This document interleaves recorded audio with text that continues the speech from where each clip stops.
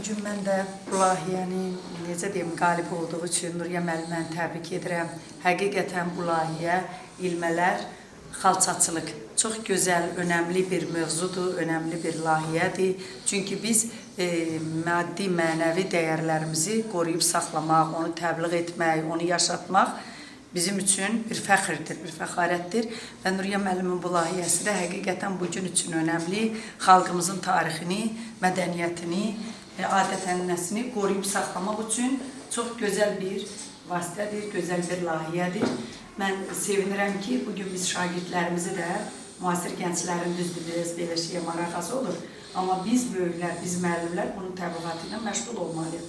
Mən çox belə fəxr edirəm ki, bizim şagirdlər bugün, qızlarımız çox həvəslə bu dərnəyə qoşulurlar və xalçaçılıq sənətinin sirlərini öyrənməyə çalışırlar. Xalça həqiqətən bizim millətin, bizim xalqın, Azərbaycanın həqiqətən də tarixini, necə deyim, yaşadan, necə deyim, evlərin bəzəyi olan bir əşyadır xalça.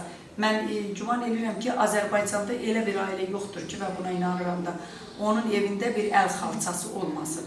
Çünki hər kəsin nənəsindən, anasından yadigar bir xalça var. Və bu xalçaçılıq sənəti mənim də ədəbiyyatına bağlayır. Yadınıza düşürsə, bir gəncin manifesti əsəri oxumuş, yuxarı siniflər bilir, orada Sonanın xalçası, evində bir xalçası vardı, Yusif və Züleyxa xalçası. Onu məcburiyyətdən pul lazım idi, aparıb satmaq istəyir, çıxarır bazara. Bazarda bunu satanda buna, yəni bizim öz millətimizdən çox əcnəbilər maraq göstərir, əcnəbilər yaxınlaşır və ona təklif edirlər ki, tərcüməsi vasitəsilə nə qədər pul deyirsənsə verək. Sonra da deyir, əvvəl deyir 100 qızıl, sonra bu deyir ki, verirəm, qaldırır qiyməti. O deyir ki, fərqi yoxdur, tacir deyir, neçə deyirsənsə alırım.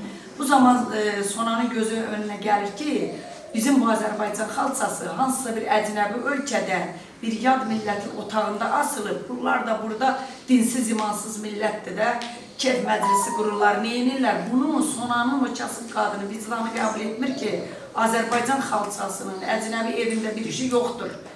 Əlinin arxası ilə rədd edir onu da, pullarını da, xalçanı götürür, atır çininə və deyir ki, nə deyir orada, kimin yadındadır? Deyir, itə ataram, yada satmaram. Yəni görürsünüz, ta qədimdən bizim xalçaya, xalçaçılıq sənətinə həmişə maraq böyük olub. Mən özüm uşaqlıqda bizim kənddə xalça toxunub, elə ailələr vardı ki, bir qış ərzində 3 xalça toxuyub kəsirdilər də, yəni başqa işə getmirlər, işlərində qoyurlar. Onunla dolanırdılar, satıb qızına ceyizə alırdı, nə bilim uşağın nəyinin başını dolanışını təmin edirdi. Şəxsən mənim öz əmilərimin ailəsi xalça toxuyurdu və mən də onlarda öyrənmişdim, ilmə çalmağı onlarla. Xalça da, kilim də toxuyurdular və orada öyrənmişdim. İndi siz də öyrənsəniz çox xoş olacaq sizə və inanıram ki, hamınız bəlkə də xırda xalçalar olur, taxtalar, ondan alıb evdə də yəqin ki, toxuya bilərlər. Suvenir xalçalar olur, çox gözəl. Könüllərimdən bu evdə toxuyur, götürür gəlir, taxtalara vurur. Bir daha Nuriyə müəlliməni təbrik edirəm, hər kəsə də bu peşədə olsaydı uğurlar arzulayıram.